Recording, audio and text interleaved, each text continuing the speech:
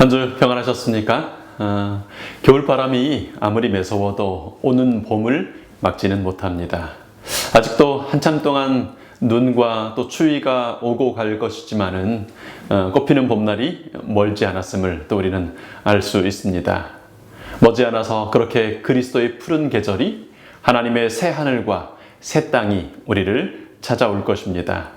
그날을 기다리며 또 준비하는 재림 성도로 살 수 있는 소망을 주심에 감사드리며 하나님을 예배합니다.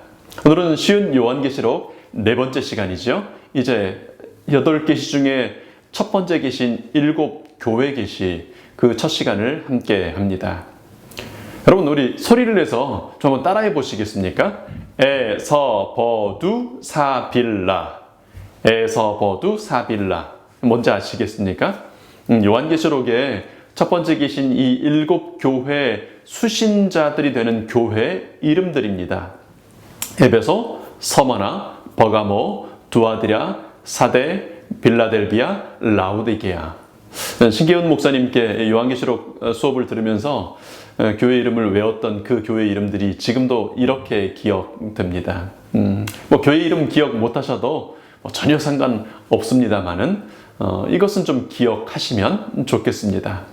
에베소 교회를 붙드시던 예수님요, 서머나 교회의 도전과 어려움을 아시던 예수님, 버가모 교회를 이끄시던 예수님, 그렇게 시대마다 교회마다 지역마다 함께 하시고 붙드시며 이끄시는 그 예수님의 모습은 우리가 기억하고 또 우리 마음속에 담아둘 수 있기를 바랍니다. 우리 7교회에 임하시는 예수님에 관하여 살필 내용이 많아서 우리가 조금 나눠서 몇 시간에 걸쳐서 함께 살펴보도록 하겠습니다. 먼저는 우리 각 교회들을 살피기 전에요, 왜 이 7교회들이 계시의 수신자가 되었는지를 먼저 좀 살펴보겠습니다. 이 7교회들은 지금은 터키라고 하는 나라 안에 있죠. 사도 바울의 선교 여행지이기도 해서 우리에게는 그 이름들이 익숙한 사도행전에 소개된 그런 이름들, 혹은 신약의 성경책 이름으로도 기록되어 있는 이름들이 있기도 합니다. 사실 요한이 이 편지를 기록하던 초대교회 당시에는 더 많은 교회들이 그 지역에 있었습니다만은 이 7교회가 대표로 계시의 말씀의 수신자로 선정이 되었습니다. 그렇게 선정된 이유들이 몇 가지 있는데요. 가장 먼저는 완전수 7을 통하여 예수님께서 온전한 전체 지역의 교회 혹은 전체 시대의 교회들을 완전히 온전하게 붙들고 돌보신다는 것을 말해주기 위하여 7이라고 하는 완전수를 선택한 것으로 이해됩니다. 두 번째는 우리 지도를 좀 보시면요, 이 7교회들이 위치한 도시들이 요한이 있던 이 반모섬으로부터 가장 가까운 에베소, 항구 도시 에베소, 그러고 도로를 따라서 이렇게 지리적인 위치에 따라 선정되었음을 볼 수 있습니다. 근방에 있었던 다른 큰 4개의 도시의 다른 교회들은요, 이 7교회 중 한 교회와 아주 인접하거나 그 길에서 좀 벗어난 곳에 가면 전달을 받을 수 있는 위치에 있었음을 우리가 확인하게 됩니다. 근데 여러분, 이 7교회에 보내는 편지가요, 토론토에 있는 7교회도 아니고 터키에 있는 7교회, 그것도 2021년의 교회가 아니라 2000년 전의 교회들에 보내진 이 편지가 오늘 우리에게도 어떤 의미와 가치가 있을 수 있을까 하는 생각을 해볼 수 있을 겁니다. 이 편지들은 각각의 수신자들만 보도록 기록된 게 아니라 나머지 모든 교회들이 회람해서 돌려가면서 읽도록 기록되었습니다. 바울의 서신서들도 마찬가지죠. 각 지역교회에 보내졌지만 함께 회람하여 읽고 하나님의 뜻을 배우도록 디자인되었죠.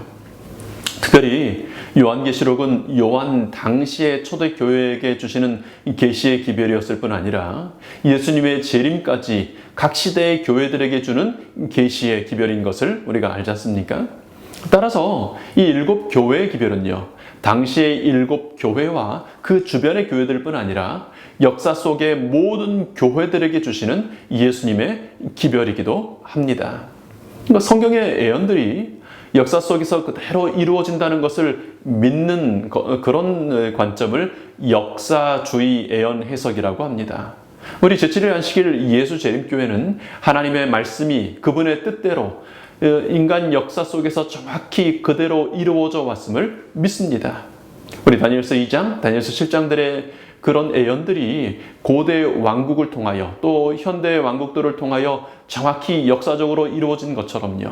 이제 이 일곱 교회 예언도 신약시대의 교회 역사 속에서 정확히 이루어지고 적용된다고 역사적인 적용을 믿는 것입니다. 계시를 주시는 하나님께서는 다니엘에게 예언을 주셨고요. 그것이 다니엘 당시로부터 예수님 재림 때까지 이른다고 하는 것을 정확히 그렇게 해석하여 역사주의적인 예언 해석 원칙을 이미 주셨었습니다. 그렇다면 이 계시록의 일곱 교회, 일곱 인, 일곱 나팔의 계시도요. 기록자인 요한의 시대로부터 예수님 재림의 때까지 사건들을 계시하시는 역사적인 예언이라고 보는 것이 합당한 것입니다. 우리 이제 각 교회가 계시하는 각 교회의 시대가 정확히 몇 년부터 몇 년까지라고 정해야 한다는 암시는 없습니다. 중요한 역사적인 사건들과 시대적인 특징의 중심으로 살펴보면 이렇게 이해할 수 있습니다. 에베소 교회는 사도시대, 초대 교회 시대이고요. 대략 AD 31년부터 약 100년까지 그 초대교회 시대로 우리가 좀 생각할 수 있습니다. 그 다음에 있는 두 번째 서머나 교회는 그 100년부터 313년 콘스탄틴 황제가 개종하여 박해가 끝나는 해가 313년이잖아요. 그때까지의 교회 박해 시대를 우리가 서머나 교회 시대라고 생각할 수 있습니다. 세 번째 버가모 교회는요, 박해가 끝나고 교회가 부와 권력의 도구가 되어버린 타락한 세속화 시대입니다. 그 다음 두아디라 교회 시대는 AD 538년 이제 교황권이 세력을 잡아 프랑스 혁명으로 교황이 옥사하는 1798년까지의 중세 암흑 시대를 상징하고 있습니다. 여섯 번째 빌라델비아 교회 시대는요, 선교 시대 혹은 재림운동의 시대입니다. 마지막으로 라오디게아 시대는 재림을 앞둔 이제 종말의 시대, 오늘 우리가 살고 있는 이 시대를 말하는 것이죠. 여기 기록된 연도들은 반드시 그 해라는 정확성보다는 그런 역사적인 사건들이 있었던 것을 이해하는 데 도움이 되는 이정표로 이해하시면 좋을 것입니다. 정리해보면요, 일곱 교회에 보내는 이 편지들의 수신자는요, 첫째는 해당 이름으로 불리우는 교회들입니다. 당연히 그렇겠지요. 근데 두 번째는 요한 당시에 그 일곱 교회를 포함한 그 지역의 혹은 전체 그 시대의 전체 교회들입니다. 세 번째로 이제 요한의 시대를 이어서 각 시대의 교회들이 그 수신자들이 됩니다. 요한 시대의 교회들이 전체 일곱 교회의 기별을 내 교회에 해당하는 기별로 받아들였습니다. 예컨대 에베소 교회는 해당 교회의 기별이 에베소 교회에 해당하는 교회의 기별이 있긴 하지만 버가모 교회나 라오디게아 교회의 기별도 자신들에게 주시는 성령님의 계시로 받아들인 것입니다.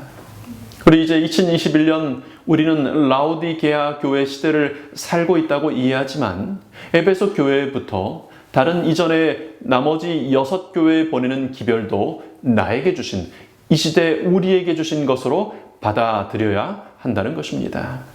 그러므로 이 일곱 교회에게 보내는 기별을 통하여 각각 상황에 따라 다르게 소개되는 예수님을 발견하는 것은 정말 의미 있고 우리에게 힘이 되는 가치 있는 일인 것입니다. 칭찬과 격려가 있고요, 책망과 경고가 있습니다. 권면과 복의 약속들이 그 각각의 기별들이 우리의 각자의 삶에 적용될 수 있기를 기도합니다. 여러분 생각해보면 사실 한 사람의 삶만 생각해도요, 얼마나 다양한 모습을 지닙니까? 하물며 여러 사람이 모인 한 교회에는요, 에베소 교회의 모습도 보이고요, 버가모 교회의 특성도 보이고요, 두아디라 교회의 연약함도 보이고요, 빌라델비아 교회의 아름다움도 동시에 갖게 되는 것이 그것이 당연한 이치가 아니겠습니까? 그때 그 사람들에게만 주신 기별이 아니라 오늘 나에게 주시는 계시의 말씀으로 이 일곱 교회의 기별을 읽고 묵상하고 깨닫고 우리 마음의 힘으로 또 우리 마음의 이정표로 삼게 되시기를 축원합니다. 그래서 그렇게 다양한 모습으로 다가오시는 예수님을 만나는 우리 성도님들이 되시기를 축원합니다. 일곱 교회에 보내는 편지에 반복되는 일정한 계시의 패턴들이 있습니다. 첫 번째는 수신자를 명시하고요. 그 교회를 향하신 각각 다른 예수 그리스도의 모습이 나타납니다. 요한계시록 1장 도입부 계시 우리가 지난 시간까지 살폈는데 거기에서 소개됐던 예수님의 모습이 있었지 않습니까? 그 예수님의 모습이 각 교회의 형편과 상황에 따라 그 교회에 가장 필요한 모습으로 소개되고 있습니다. 예수님은 우리를 아시고 우리에게 가장 필요할 때 가장 필요한 모습으로 나타나시는 사랑과 지혜의 하나님이심을 우리가 확인하게 되는 것입니다. 이어서 두 번째로는 그 교회들에 대한, 각 교회에 대한 칭찬이 나옵니다. 이어서 세 번째는 그 교회의 잘못에 대한 책망이 나오고요. 네 번째는 열렬하고 동정과 권위에 찬 권면이 나옵니다. 그 다음으로는 그 교회에 필요한 경고를 주시고요. 여섯 번째는 사명의 주의를 촉구하는 엄숙한 권면의 호소를 하십니다. 마지막으로 이제 승리자에게, 그 교회의 형편 속에서도 승리하는 그 승리자에게 그리스도께서 주시는 최종적인 영원한 보상의 약속을 주십니다. 일곱 교회 중에 나중에 네 교회는 6번과 7번의 순서가 좀 바뀌고 어떤 교회는 책망이, 어떤 교회는 칭찬이 없기는 합니다만은 이런 내용들과 순서들은 거의 유사하게 일곱 교회에 그렇게 기별로서 주어집니다. 여러분, 사시다 보면 몸이 힘들어 지칠 때 있으시죠? 힘겨운 삶이 반복되면 마음이 외로울 때가 있으실 겁니다. 누구 한 사람 나를 이해해주고 알아주는 사람이 있나 싶으실 때가 있으실 수 있을 겁니다. 예수님은 일곱 교회에 보내는 편지를 통해 이렇게 말씀하시는 것입니다. 내가 너의 형편과 처지를 안다. 너의 필요를 알며 너의 약함과 너의 수고를 안다. 너를 어떻게 고쳐야 하는지, 어떻게 회복시킬 수 있는지를 내가 안다. 내가 너를 알고 붙들고 있다. 예수님 약속처럼요, 그와 같이 우리를 버려두지 아니하시고 우리 곁에 오시며 우리 속에 임하시는 예수님을 기억하면서요, 우리 이제 일곱 교회에 보내는 편지를 펼쳐 보겠습니다. 그 첫 번째 교회는 에베소 교회죠. 에베소는요, 근동 아시아에서 가장 큰 항구 도시였습니다. 요한이 있었던 반모섬에서 가장 가까운 도시였고요. 그래서 첫 번째 편지의 수신 교회가 되었습니다. 항구 도시라서 무역의 중심지였고요. 또 동시에 정치적인 중심지 역할을 하는 아주 큰 도시였습니다. 지리적인 이유 때문에 아시아의 로마 속주 가운데서 그래서 가장 번성한 가장 큰 도시였고요. 동시에 이방 종교의 중심지로서 마술이 성행하고 밀교가 성행한 그런 곳이었습니다. 그리스어로는, 헬라어로는 아르테미스, 그다음에 성경에서는 아뎀이라고 부릅니다. 로마인들은 다이애나라고 부르던 다산의 여신, 달신, 월신을 섬기는 그런 도시였습니다. 여러분, 사도행전 19장에 보면 바울이 전도하는 중에 은장색, 은으로 우상을 만들었던 데메드리오라고 하는 사람을 위시해서 그 에베소 사람들이 바울을 죽이려고 했던 그런 사건이 나오죠. 위대하다 에베소 사람의 아데미여, 아르테미스 혹은 다이애나를 외치며 시위하던 그런 도시입니다. 그러니까 아데미의 신전은요, 대리석으로 어마어마하게 크게 지어졌고 그걸 그 신전을 다 금태를 두른 고대 세계의 7대 불가사의 중에 하나였던 아름다운 건물이었는데 지금은 기록만 남아있지 전쟁에 파괴되어 터만 남아있습니다. BC 29년에 황제 아우구스투스가요, 로마 여신과 그의 선 황제였던 율리우스 황제를 합동으로 모실 신전을 에베소에 짓도록 허락합니다. 그 이후에 이제 에베소는 클라우디우스, 하드리안, 세베레스 등 로마 황제 신들을 위한 신전들이 즐비한 황제 숭배의 본고장이 됩니다. 황제 숭배의 고장이자 마술이 성행했던 에베소에 살던 성도들이 직면했을 위협과 어려움들이 얼마나 컸을지를 생각해 볼 수 있습니다. 이제 에베소 교회에 보내는 권면의 말씀을 함께 좀 읽어보죠. 요한계시록 2장 1절부터 7절까지 있는 말씀입니다. 에베소 교회의 사자에게 편지하기를 오른손에 7별을 붙잡고 7 금촛대 사이에 다니시는 이가 가라사대 내가 내 행위와 수고와 내 인내를 알고 또 악한 자들을 용납하지 아니한 것과 자칭 사도라 하되 아닌 자들을 시험하여 그 거짓된 것을 내가 드러낸 것과 또 내가 참고 내 이름을 위하여 견디고 게으르지 아니한 것을 아노라. 그러나 너를 책망할 것이 있나니 너의 처음 사랑을 버렸느니라. 그러므로 어디서 떨어진 것을 생각하고 회개하여 처음 행위를 가지라. 만일 그리하지 아니하고 회개하지 아니하면 내가 내게 임하여 내 촛대를 그 자리에서 옮기리라. 오직 내게 이것이 있으니 내가 니고라 당의 행위를 미워하는도다. 나도 이것을 미워하노라. 귀 있는 자는 성령이 교회들에게 하시는 말씀을 들을지어다. 이기는 그에게는 내가 하나님의 낙원에 있는 생명나무의 과실을 주어 먹게 하리라. 읽으신 것처럼 이 편지의 수신자는요, 에베소 교회의 사자입니다. 에베소 교인들에게라고 하지 않고 에베소 교회의 사자에게라고 했는데, 이 사자에게라는 말의 헬라어 원문은요, 토 앙겔로라고 기록되는데, 이 앙겔로, 사자에게 혹은 천사에게라고 해석합니다. 사실 헬라어로서 그리스어로 앙겔로스는 천사거든요. 그러니까 성경은 앙겔로스라는 단어를 통해 천사를, 그러니까 하늘의 천사들을 가리키기도 하고요. 또 다른 부분에서는 하나님의 기별자 혹은 사자를 지칭하기도 합니다. 그래서 한글 킹 제임스 역과 표준 세번역 성경 등에는 에베소 교회의 천사에게라고 번역하고 있습니다. 여러분 요한계시록 14장에 공중을 날아가면서 복음을 전하는 새 천사가 나오는데요.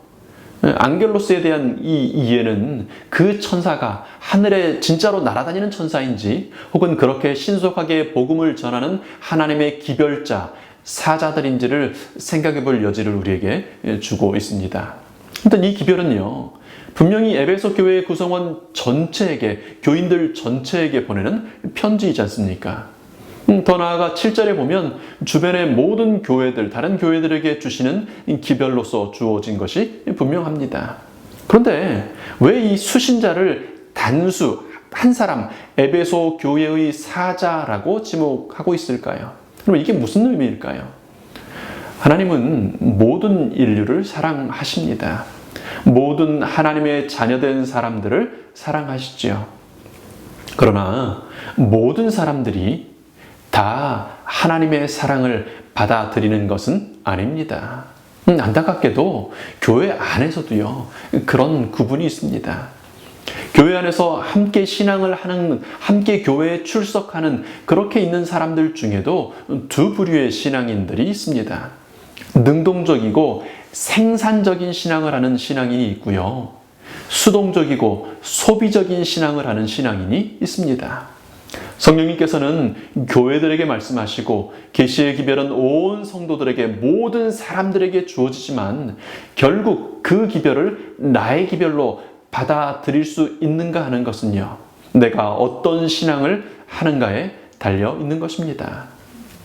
에베소 교회의 사자, 에베소 교회를 섬기는 자, 능동적인 신앙을 하면서 생산적인 신앙을 하는 사람이 이 계시의 말씀을 나의 기별로 인식하고 성령님의 음성으로 받아들일 수 있다는 것입니다.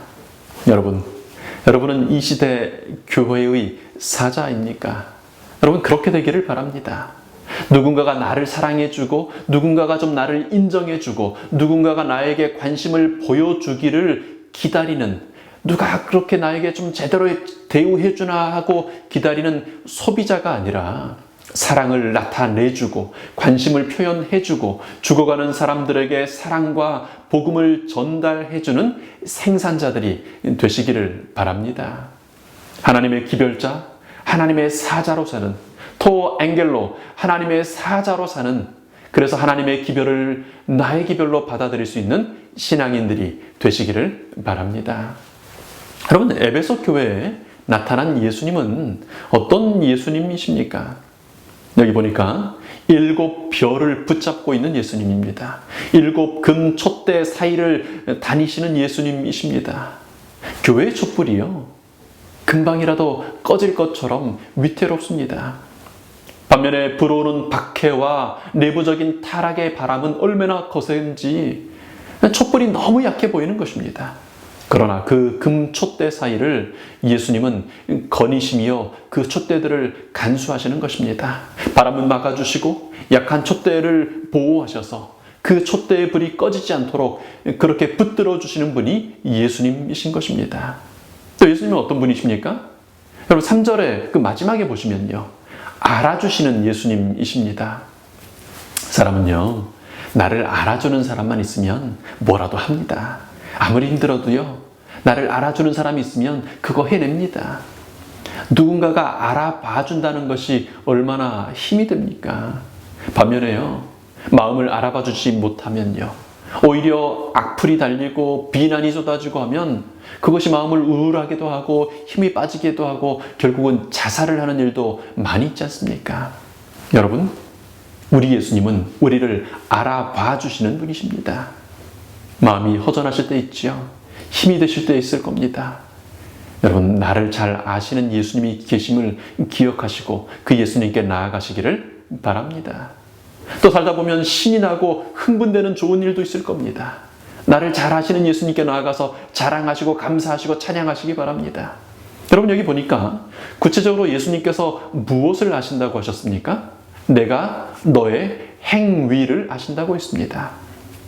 여기 보니까 행위와 수고와 인내라고 있는데요, 헬라어 원문에 보면 행위 곧 내 수고와 인내, 또 악한 자들을 용납하지 아니한 것, 자칭 사도라되 아닌 자들을 시험하여 그 거짓된 것을 드러낸 것, 참고 견디고 게으르지 아니한 것을 아신다고 했습니다.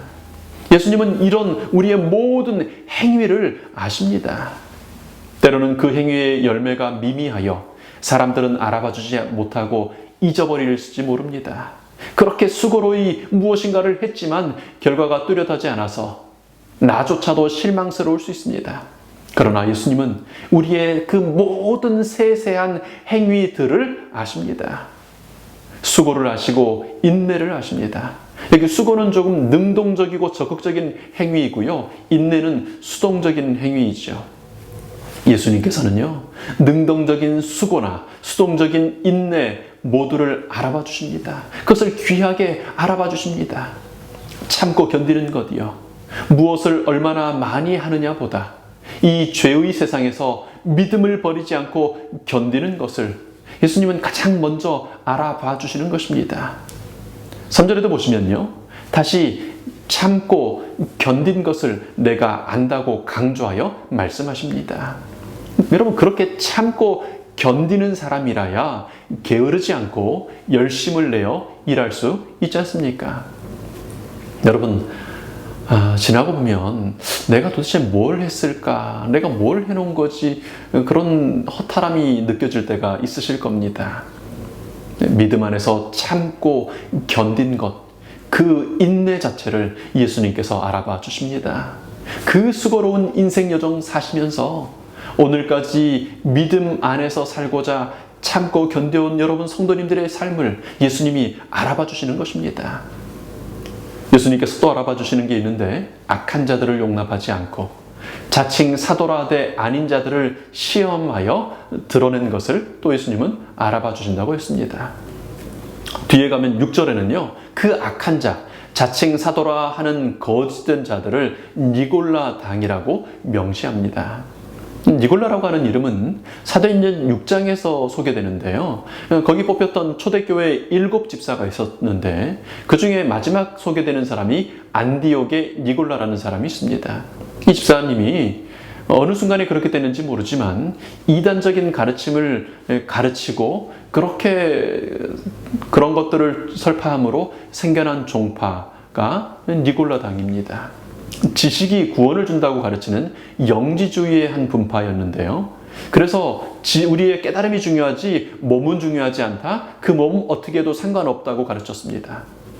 그런 것의 결과로 우상의 재물을 먹든지 음란한 생활을 하든지 뭘 해도 몸이 하는 건 문제가 되지 않는다고 가르칩니다.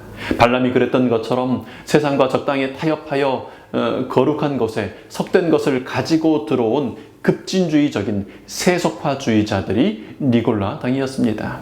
여기 보는 에베소가 그렇고 나중에 버가모 또 두아디라 이 세 교회가 특별히 니골라 당에 의하여 크게 어려움을 겪었던 것으로 기록됩니다. 황제 숭배의 본고장에 세워진 교회예요. 황제 숭배를 거부함으로 정치적으로, 사회적으로, 경제적으로 어려움을 당하고 있고요. 또 실질적으로 목숨의 위협을 당하고 있는 그런 교회였습니다.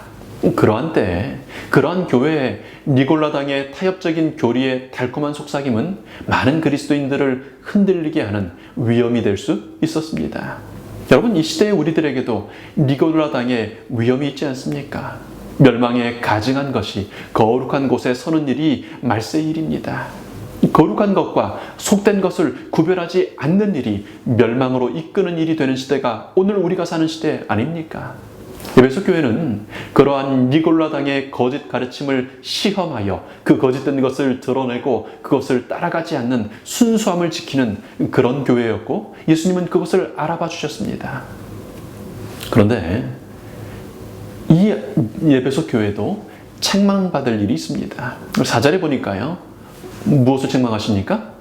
처음 사랑을 버린 것입니다. 예수님께서는 어디에서 떨어진 것을 생각하고 회개하라고 초청하십니다. 그래서 돌이켜서 처음 행위를 가지라고 요청하십니다. 에베소 교회는요, 거짓 교사들, 니골라당의 거짓 가르침을 구별해내고 시험하여 순수성을 지키느라 많은 에너지를, 노력을 기울였습니다.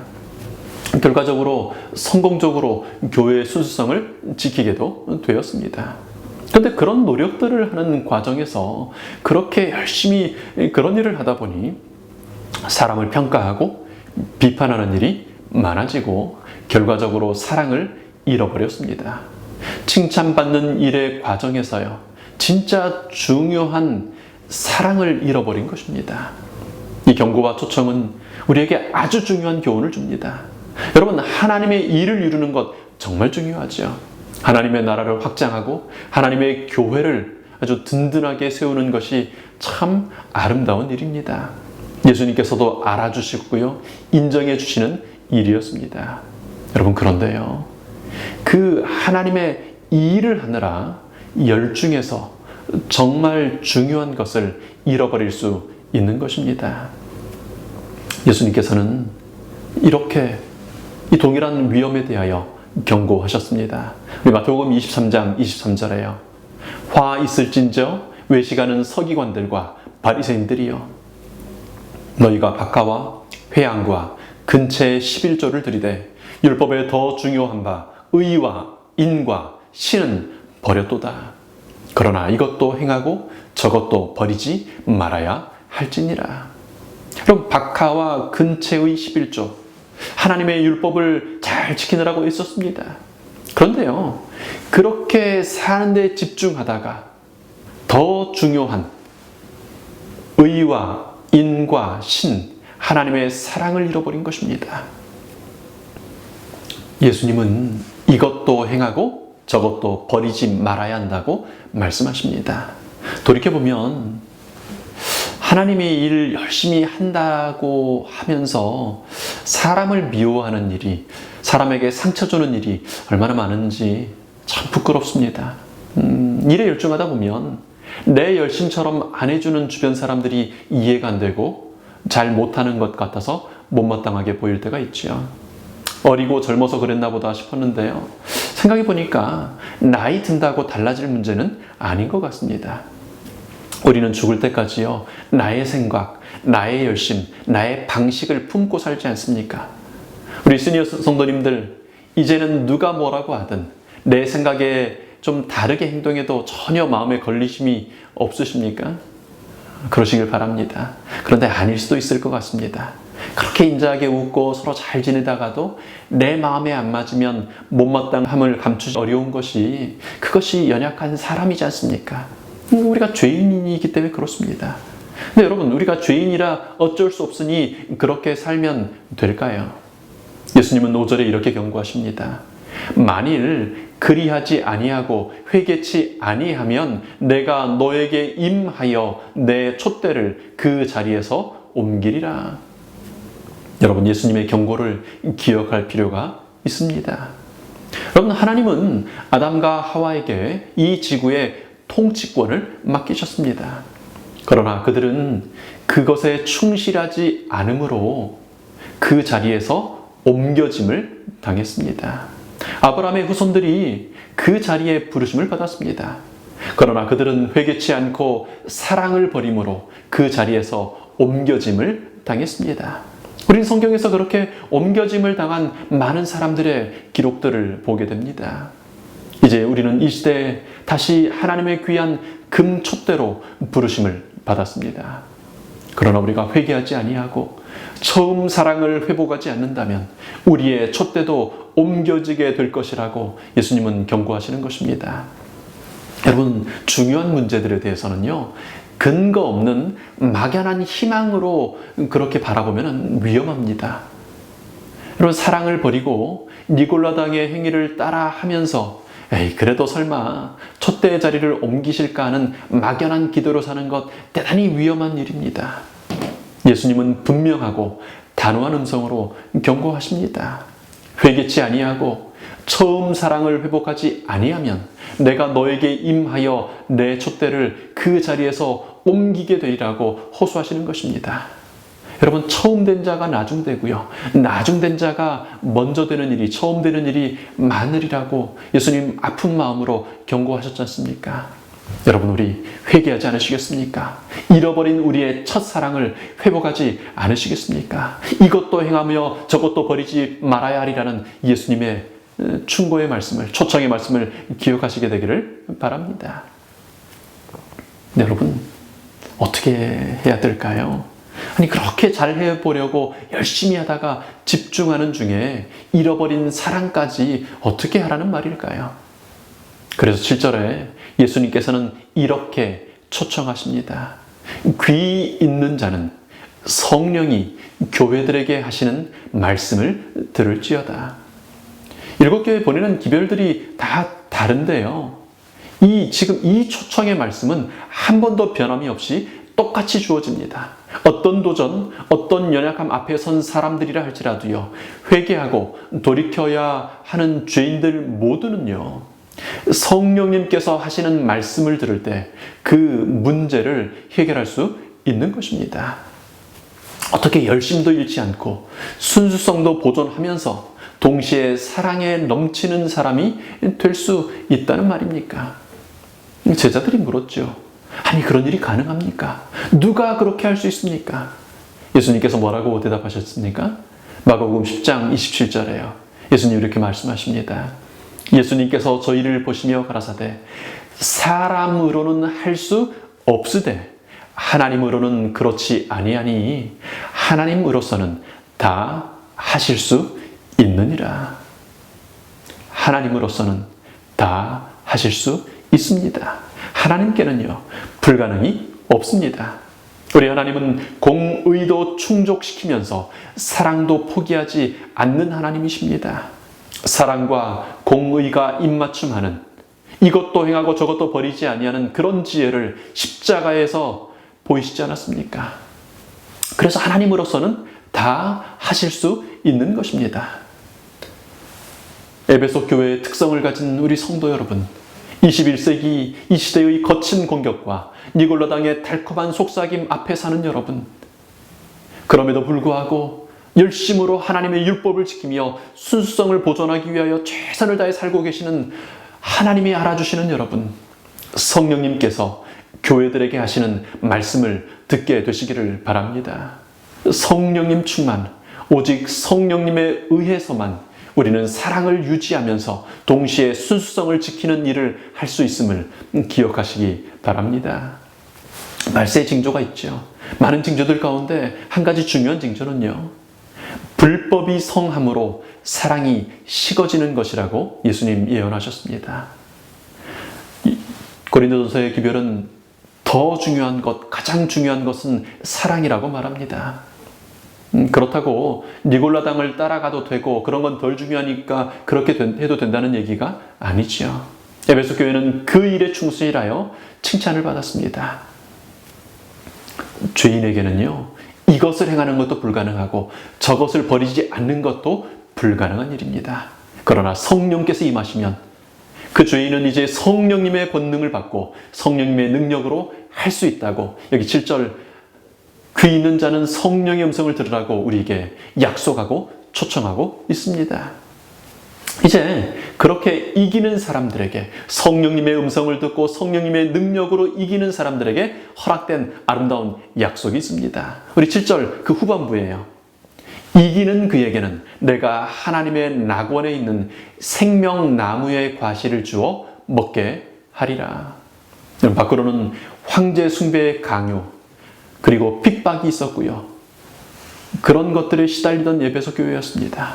경제적인 자유, 사회적인 보호, 정치적인 권리 등을 모두 다 박탈당하고 언제라도 잡혀가서 고문당하고 사형받을 수밖에 없는 그런 위험에 노출된 교회였습니다. 동시에 안에서는 그런 환경에 타협하지 않은 니골라당의 달콤한 속삭임이 교회를 병들게 하는 그런 교회가 에베소 교회였습니다. 일요일 협령이 다가옵니다. 급속한 교회의 세속화가 내부적으로는 일어나고 있습니다. 그것이 오늘 우리가 경험하는 일인데요. 21세기 에베소 교회의 시대를 살아가는 우리에게 에베소 교회의 기별은 그러한 때라도 우리를 붙드시는 예수님을 보라고 초청합니다. 우리를 알아주시고 우리를 인정해 주시는 예수님을 보자고 우리를 초청합니다. 우리의 수고와 우리의 인내를 알아봐 주시는 예수님이 계시다고 우리를 초청합니다. 복음의 순수성을 유지하기 위해 애를 쓰는 수고를 알아봐 주시는 예수님이 계시다고 실망하지 말라고 우리를 초청합니다. 우리 안에 말라버린 사랑, 이단이란 소리에 대항하고 대응하느라고 그렇게 열심히 살다 보니 잃어버린 그 사랑을 일깨우고자 성령님을 통해 말씀하시는 예수님을 보라고 우리 기별은 우리에게 초청하고 있습니다. 여러분, 예수님께서 이 저녁 여러분과 함께 하십니다. 나그네 길이 편안하고 일 없는 길은 아니지만 예수님께서 붙드시고 함께 하시는 길이니 한번 걸어볼 만하지 않습니까? 마침내 하늘 성전에 이르기까지 이 나그네 길을 예수님과 함께 걷는 우리 모든 성도님들이 되시기를 축원합니다. 우리 오늘 말씀을 기억하면서 개인적으로 혹은 가족들과 함께 기도하겠습니다.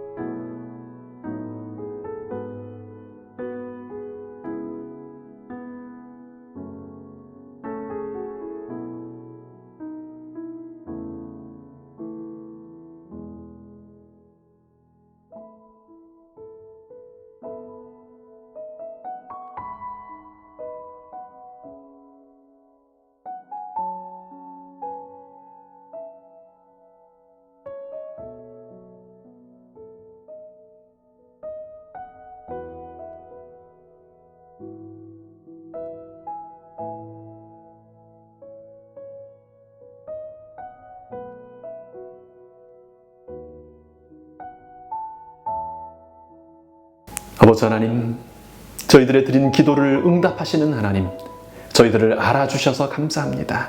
저희들의 수고와 인내와 참고 견디는 것과 하나님의 진리의 순성을 유지하기 위하여 애쓴 모든 우리의 그 작은 노력들을 알아주시는 하나님, 감사합니다. 또한 저희들의 연약함이 있음을 기억하시고 저희들의 부족함을 지적해 주시며 치유해 주시며 회복해 하실 그 예수님의 초청을 인하여 감사합니다. 성령 하나님, 이 저녁 저희에게 또 임하셔서 저희에게 이것도 행하고 저것도 버리지 않을 수 있는 능력을 주셔서 감사합니다. 이제 저희들 이 시대 에베소 교회로서 그렇게 주님 주신 약속을 따라, 주님 주신 초청을 따라, 주님 주신 경고와 주님 주신 칭찬을 따라 살기를 원하오니 하나님, 저희들 붙들어 주시옵소서. 이밤 평안히 쉬게 하시고 밝은 아침, 그렇게 예수님께서 붙드시는 교회로서, 예수님께서 붙들어 주시는 이 교회의 사자들로서 일어설 수 있도록, 또 한 안식일 아침을 맞을 수 있도록 이밤 평안히 쉬게 허락하여 주시옵소서. 감사드리며 고마우신 예수님 이름으로 기도합니다.